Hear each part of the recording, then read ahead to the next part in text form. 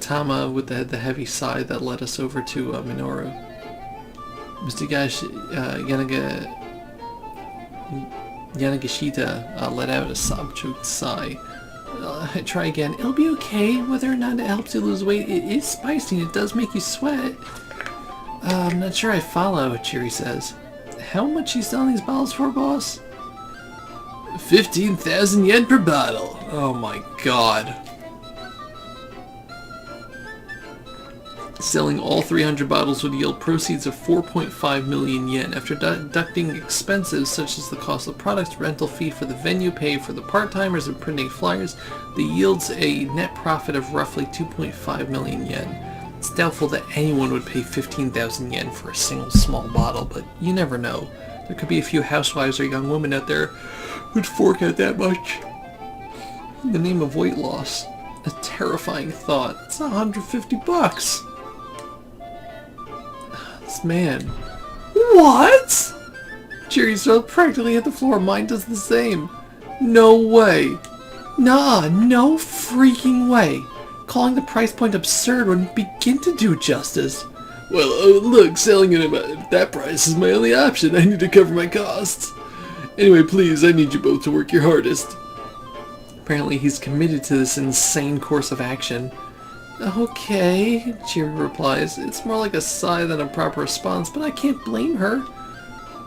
As for me, I can't even find the words. I'm so flabbergasted. Just sit there and don't speak up. Isn't this just a scam, sir? I can't even find the words. I'm so flabbergasted. Hey, I tried to murmur. Sorry, what was your name again? Yeah, sorry, what was your name again? He interjects. Oh, right, I'm Tama. Why are you still wearing your costume? I stumble my way through an explanation. Wow, so then you're gonna do the sales demo like that? Well, if I can't take the mascot costume off, I don't have much of a choice, do I? Yeah. No, that won't do it all. I hired you to be a model. If you're wearing that thing, then what's the point? I'm at a loss for words. The point is exactly what he's missing. It's not like I'm wearing the getup because I want to. How about we just cut it off, yeah? Jerry says with a big grin. I am scared. She pulls a massive pair of scissors out of her bag. The blades make an unsettling snip, snip sound as she waggles them in my face. Whoa, no, you can't do that, Yanagishita explains. That suit's a rental. I don't want to have to reimburse them for that thing. Well, then what am I supposed to do? I ask. He looks at me uncertainly. Maybe you could just have someone from the rental place come down? Cheery suggests. Maybe you could just have someone from the rental place come down? Cheery suggests before helping herself to the rest of my lunch. Oh, hey, good idea, Yanagishita says. He seems to make an effort to calm himself down at least. Just try to grin and bear it until then, Tama. Well, I guess that's that then. I'm sure we'll get off eventually, I say. We'll get it off eventually, I say. Hopefully before the demo. That's the spirit. I really need you to be my model. A model, huh? It's flattering, but I can't help but wonder, would I be any good at that? Well, this is no time to be timid. I need that money no matter what. Another to be continued? No, my troubles all started earlier this morning. We get backstory for Tama? Yay! I was at a knick-knack shop on Center Guy. Oh no, not the knick-knack guy. I happened to pass by and I spotted a red necklace on display at the storefront. I got this weird sensation when I saw it. You could maybe call it deja vu, something like that. It was as if I'd been drawn to it somehow. This was mine. I was sure of it. I wanted it. No, I needed to make it mine. As soon as I possibly could. I'll get off eventually. Sure, it's not like the whole gimmick of this plot. Nah. That's how strong the feeling was. The price is 40,000 yen. I checked my wallet repeatedly, but I only had 20,000 on me. Nonetheless, I needed to have it. There was just one question. How? Somehow I managed to drag myself away from the shop. Just a few minutes later, I ran into Mr. Yanagishita. Hey, a voice said out of nowhere. If you want, I can pay you 10,000 for a day's work. I found myself staring at this frumpy middle-aged man who was handing me his business card. Managing Director, Junichi Yanishida, Yamato Health Foods Co., Limited. I'm in a real bind here. Need some extra help. Would you mind coming with me? I'm begging you, just one day. He seemed pretty sketchy. As much as I needed money for that necklace, I wasn't going anywhere with some weirdo. I ignored him and just tried to walk off. That's not even enough for a bottle of his stuff. Yeah! Please! He even has, like, the bag there with, like, the stolen-looking, you know, the like, the bandit-style, wrap there. Please, please! Yanishita grabbed me by the hand. Watch it, pal, I snapped. Hands off or I start shouting for help. Please, it's not like that. Just hear me out. Look, I'm in a hurry. Please, please! Knock it off! I spun forcefully away from him, yanking my hand from his grip. Oh, he's dead. Yanishita whirled through the air and fell into the bushes. That's not Tama. She's not wearing a costume. That's an imposter. Whoa, where'd that come from? He gasped. His eyes were wide as saucers. You a martial artist or something? No, I think that was just a fluke. The truth was, I surprised myself at how well I pulled off that escape move. Okay then. Look, I'm sorry. Can you give me a hand? No way. No, I mean give me your hand. My hip's killing me here. I guess the least I could do is help this guy get to his feet. Look, why are you handing me so much? Please don't be angry. The moment I saw you, I just felt it. You're the only person who can possibly do this job for me. I let out a sigh, but my interest is admittedly piqued. What kind of job?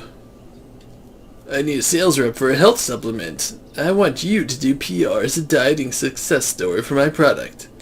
Just look at you. You have the body of an actress. Sales are going to go through the roof. Well, it was hard to feel too offended when he told me that.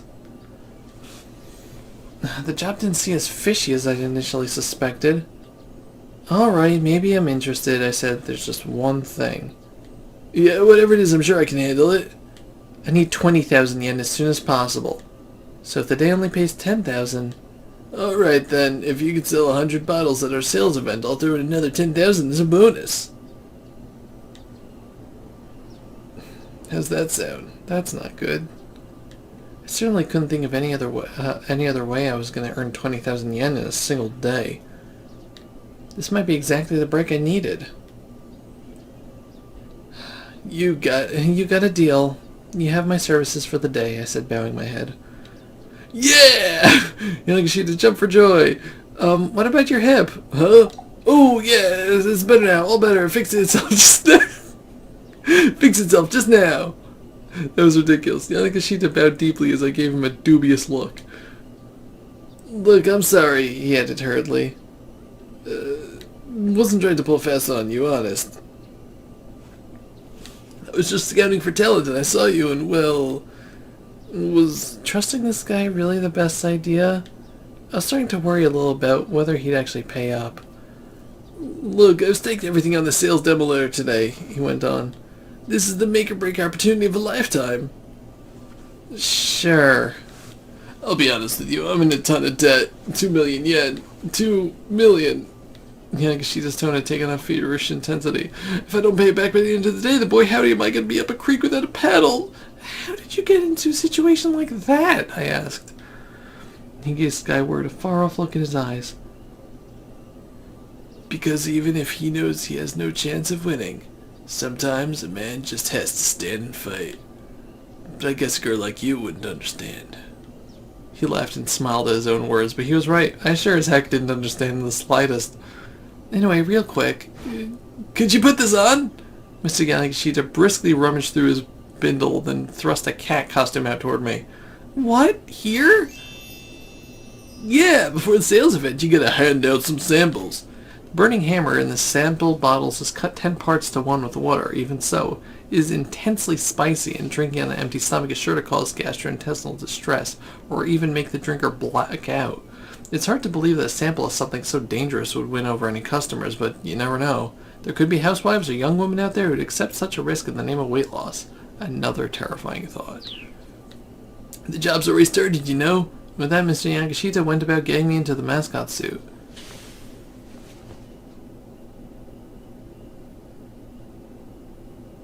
Looking back on it, it was a pretty ridiculous turn of events. Still, if I was going to get my hands on that necklace, I had to take a chance that this job would pay out. I doubt we're going to be able to sell a single bottle of this crap, Cheer whispers in my ear. I'll just have to do the best I can, I say. I say it more to myself than anyone else. Once again, I ask myself, why am I in such a rush to get this necklace anyway? I honestly don't know. It's the strangest thing. I try my hardest to think of a reason, but all I get is a dull aching throb at the back of my head. You keep having, that's not the first time you had the throb. It's the same pain I felt earlier. It's as if I've gotten a good bonk on the head or something. Okay, that can't be coincidence. To be continued with you also. Okay, so the only place we have left to go is Kano's route, right? Yeah, you're to be continued.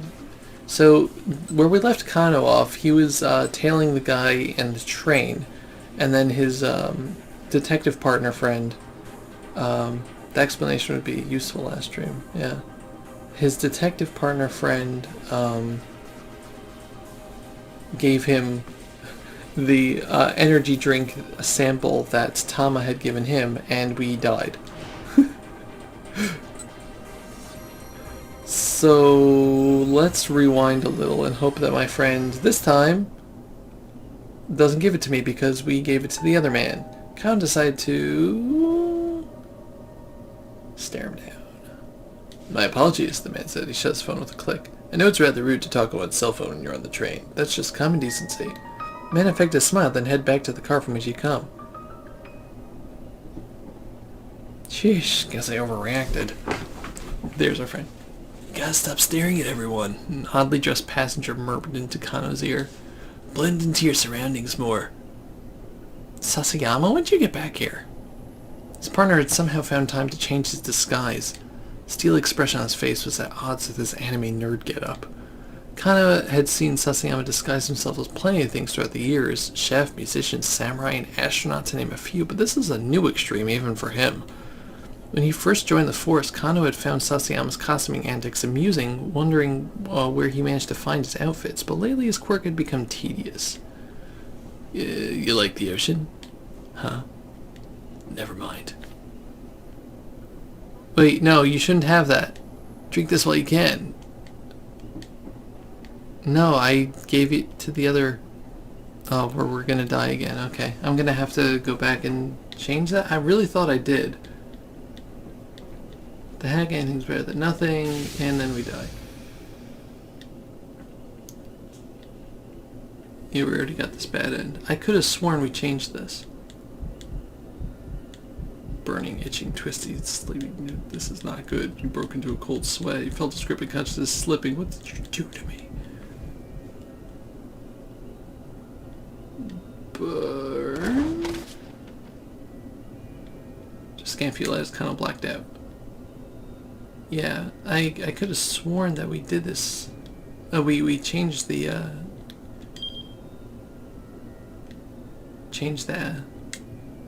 outcome of this one. Tama, buddy.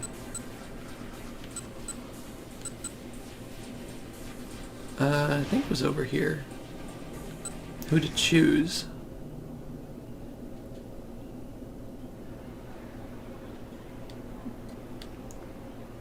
No? Really? I didn't go back? Okay, well, let's give it to the businessman.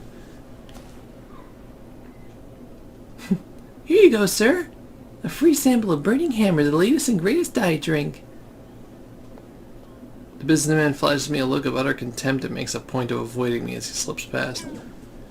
Bam, there goes the wind right out of my sails. I wonder how the other mascot's doing about now. It's a sales demo happening today at 1 o'clock in the Kano building. Yeah, I don't get how it comes someone's taking mine.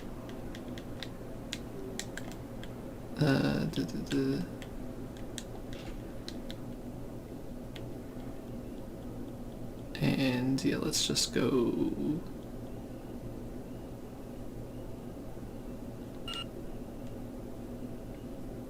Yeah, so we've fixed it. We should have fixed it now.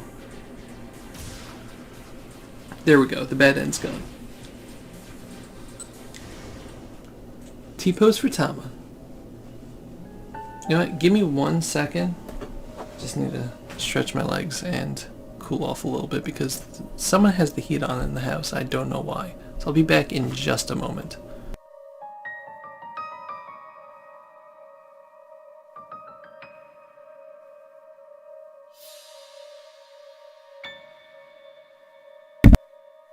Kano decided to be right back.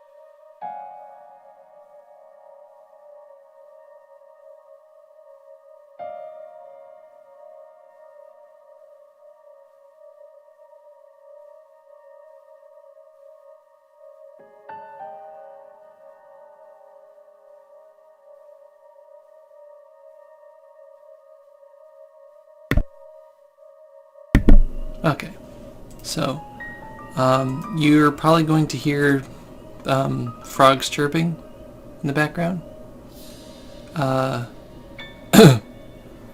That's not something I can help at the moment. And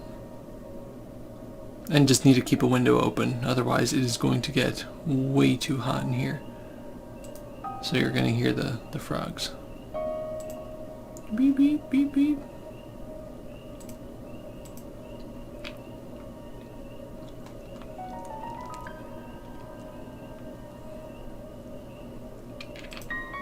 Okay. I also just have a throat candy because my voice is getting really scratchy, so if that sounds bad, I apologize for that as well. Anyway, let's continue.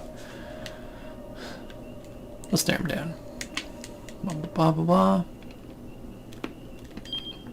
Okay, so now let's get back to Sasayama here. You gotta stop staring at everyone. An oddly dressed passenger murmured into Kano's ear. Blend into your surroundings more. Sasayama, when did you get here? His partner had somehow found time to change his disguise. The steely expression on his face was at odds with an anime nerd getup. Yeah, we saw this already. This is different. Santa Claus, Yakuza member, Japanese folk singer, and a Buddhist priest, to name a few, but this was a new extreme even for him. When he first joined the force, Kano had found Sasayama's costume and antics amusing, blah blah blah. Concentrate, keep your eyes peeled. Sasayama gave Kano a pat on the backside and slipped away into the next car. Yay, we didn't die! The suspect, meanwhile, was still staring at the window. The announcer's electronic voice filled the train compartment. Next stop, Harajuku. Next stop, Harajuku. Huh? Kano almost cried out. The suspect was moving toward the exit door. Apparently he was only taking the train one station down the line. Train pulled out into Harajuku Station. The man got off. The area east of Japan Rail Harajuku Station, corresponding with Jingumai 1 Chome in Shibuya. Once a bustling shukuba, or post station, where travelers could rest while journeying across the country, in modern times it bustles instead with high schoolers after school displaying flashy youth fashion. Clothing and accessory stores and fast food restaurants line the streets. Many cutting-edge trends in Japanese youth culture get their start here. The detective following him disembarked accordingly. The suspect walked along the platform and took a seat on an empty bench. Was he checking to see if he had a tail? Sticking around the platform at a station where you just got off was pretty unusual behavior. Not wanting to arouse the man's suspicion, the investigators from the MPD made their way down the stairs as inconspicuously as they could. Kano, however, had a sudden inspiration and went to speak to one of the station attendants. Sorry to bother you, but I think I left something on the train just now."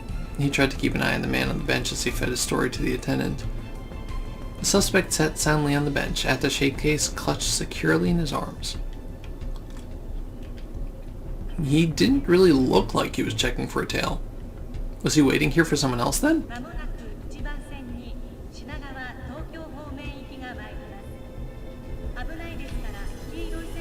Before long, a train heading counterclockwise around the loop arrived. The man rose from the bench and stepped up to the boarding area. Wait, what the heck? If this guy got on a counterclockwise train, wouldn't that just take him right back to Shibuya Station? The man boarded the train and Kano had no choice but to follow suit. Was this guy playing them? The suspect got off again once the train reached Shibuya. All he'd done was go to Harajuku and come right back. Kano reported to Kuze. The suspect has returned to Shibuya Station. Acknowledged. Keep tailing him. Kano felt himself growing increasingly paranoid. I forgot the voice I gave to Kuze. He gets a really high-pitched, excitable voice or something. I forgot what it was last time.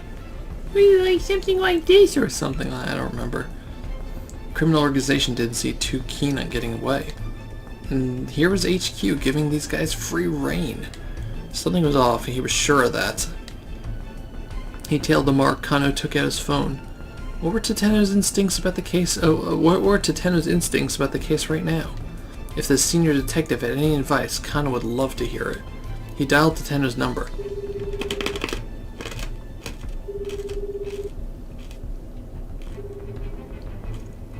The line rang a few times, but nobody picked up. Probably he was too busy seeing to Tomi's safety. Kano felt bewildered. They'd been letting the suspect lead them around for over an hour now. During an abduction case, he generally didn't update the victim's family on any development in case they tried to interfere. Kano could only imagine what the Osama family was going through right now. Yeah. After a short walk from the Shibuya station, the attaché case was handed off yet again. This time the recipient was a tall, dark-skinned man. Again, the Shibuya-based task force split into two groups in order to tail both suspects. Kano stuck with the man who had the case. As the previous man had done, the newest suspect wandered around Dogenzaka for a while, repeatedly looping around and around the same locations a weird roundabout way to make a series of handoffs. "Excuse me, detective?" Kano turned around at the start. "Oh, hey," he said. "I know you." It was Leland Palmer, the lecturer who'd been an eyewitness to the kidnapping. The man practically radiated concern. "How is Maria doing? Is she alright?" "I'm very, worried for her." His Japanese was more halting now. "My heart, it is with her family." Kano gave a quick look around. It didn't appear that they were being watched. Maybe Palmer knew more than he told the police earlier. If Kano talked to him now, he might get some additional clues. Or if the syndicate spots us, my cover's blown. We're hosed. I can't stick around like this. Now let's talk to him. I want to see if we learn anything. Maybe Palmer knew more than he told us. Actually, Leland, Do you mind if I ask you a few more questions about the party where the kidnapping occurred? Leland squared his shoulders. No, please, ask anything. Do you know what time Maria showed up at the event? Leland hesitated, thinking. Probably around 6 o'clock? She was there when it started. Was there anyone else who stood out? Stood out? How? Like someone you usually wouldn't expect to see there. Leland tilted his head. No, I don't think so. Everyone there was a student from my class, including the exchange students. Not much new here, Kano thought. He decided to ask one last question. Did you happen to hear why Hitomi was running late in the first place? Oh, no. Sorry, I'm not very helpful, am I? Leland dipped his head in apology. It's alright, thank you for your cooperation. Please, help Maria. I kind of suspect this guy, honestly. Like, I know he's just here because he's around Shibuya and we're walking all over Shibuya, but it's just weird for him to show up right when we're tailing somebody. Anyway, I will. Kind of parted with Leland and went back to tailing the suspect. It could mean nothing, but I don't know. He pulled his phone from his pocket. It was Rumi again. It was weird she called twice when she knew he was in the middle of something important. Oh god, that's right. So if you weren't here last time, Kano's backstory is that he's friends with Rumi. Rumi's father was a police chief, and that was Kano was like, I'm going to impress Rumi's dad so that we can get married one day, and I'll become a policeman too. And then the dad abruptly retired and like decided he hates police. And so we're in an awkward situation, and then Rumi's dad came to visit today. So they're waiting for me. So that's, yeah. Something happened when she was waiting at the cafe with Shizuo. They're waiting for me to meet her dad when I'm in the middle of a case. Kano picked up hurriedly. What's the matter? What's the matter? You know what the matter is. Rather than Rumi's soft soprano, it was a threatening... Oh, sorry, what's the matter? You know what the matter is. It was a threatening masculine voice that came over the phone. Uh-oh. Kano felt his whole body stiffen with dread. Is this my father-in-law speaking? Don't remember being anyone's father-in-law. The speaker's tone was firm and flat. No, I know, I just, Kano found himself at a loss for words. So you're dating my daughter, huh? Yes, sir. Kano barely squeaked out his reply. Thinking about getting married? Yes, sir. And speaking of which, I'd love the chance to sit down and have a nice long... Then how long are you gonna keep me waiting? Hurry and get your ass over here. Oh, how very much Kano wished he could do exactly that. Sir, I would, but... Forget it. The words came in angry huff. You can't have her. Goodbye. What? Sir, please wait. Kano cried in desperation. He heard Rumi's voice on the other end of the line. Dad, you can't just use my phone like that. Taking too long in the bathroom. Give it back. Rumi? Kano tried and failed to keep the heartbreak out of his voice. Sweetie, what's wrong? Your father just said he doesn't want us getting married. What? Dad? What do you say to my boyfriend? Listen to you, calling that little boy little pet names and whatnot. I think you're a little too attached. Oh yeah, how horrible would it be for you to be attached to your spouse? Daddy, you haven't even met him. That's why I told you to have him come see me. How long is he gonna make me wait? I kind of listened as the two argued on the other end of the phone. The phone must be lying somewhere between them. Could this get any more awkward? Rumi, I'm sorry! Kano shouted apologetically into the mouthpiece.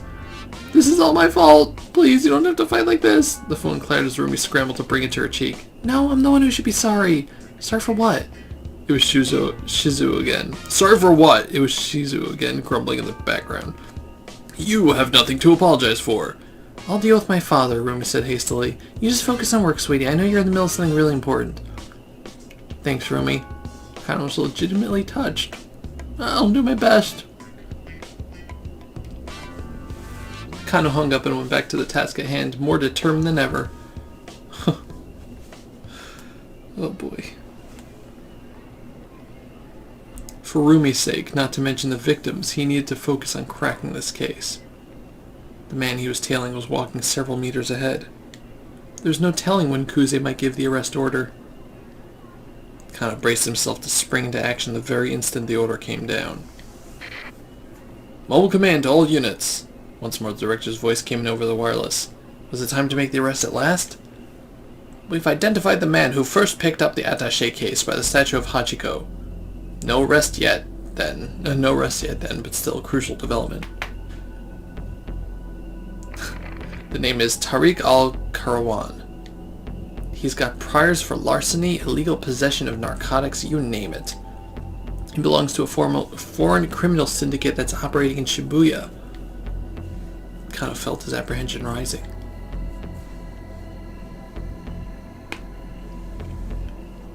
If this syndicate was behind the kidnapping, they were anything but amateurs. And though they might be leading the police on a wild goose chase, they certainly weren't playing around. The face only a mother could love, exactly.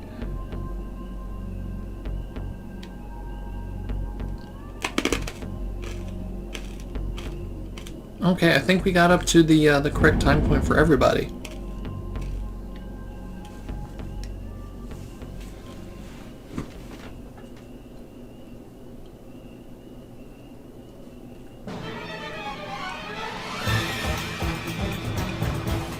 Once she's dead, you'll understand. Buddy, you're a weirdo. No, I want to stay. Please keep this email a secret. Okay, so we have officially finished 11 o'clock a.m. and have moved on to 12. Achievement unlocked. Cat's out of the bag. You know what? I think that means this is a good stopping point for the stream. We've been on for about 2.5 hours or so. And if this is going to be like a clean break for everybody's stories. I didn't mean to do that. If this is going to be a clean break for everybody's stories to continue, I think this is a good time to end off. So yeah, thank you all for stopping by. Let's find a raid target and a raid message.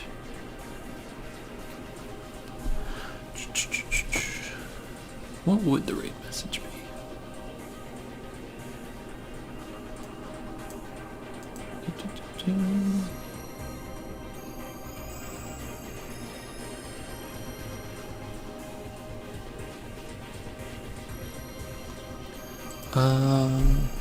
Well, what did we learn today?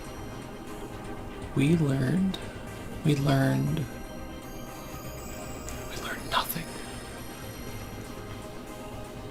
Great, I'm drawing a blank.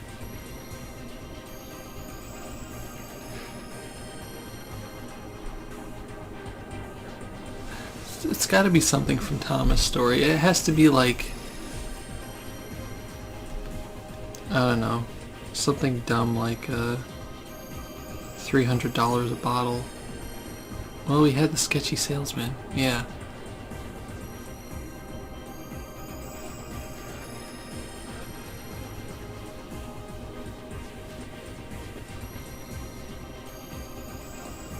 You know, it's going to be something stupid. It's going to be hashtag $300 burn.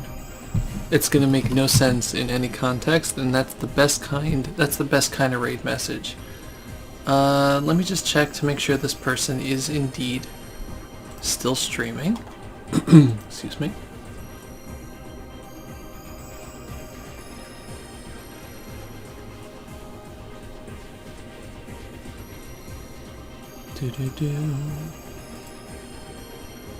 I just need to wait for ads to play.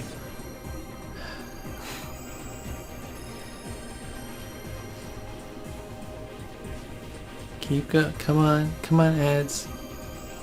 But anyway, as we're saying goodbye, sorry for my voice being scratchy. Yeah, okay. It looks like they are indeed. So we're going to raid. Let's see if I spelled that right.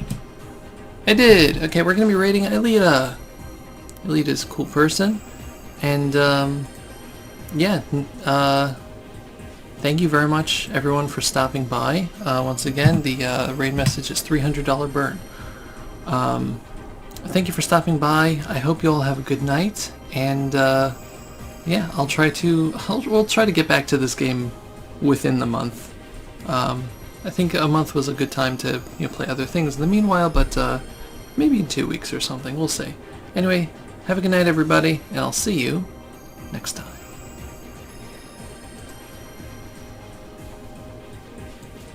Now I just need 100 more to blaze it.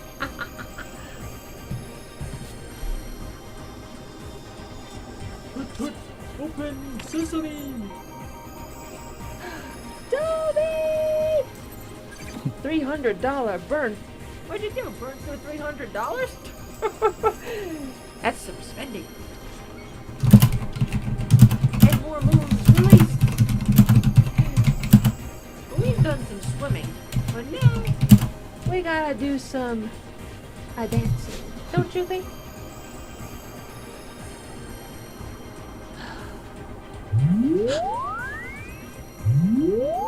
Oh, write the raid message. Do it.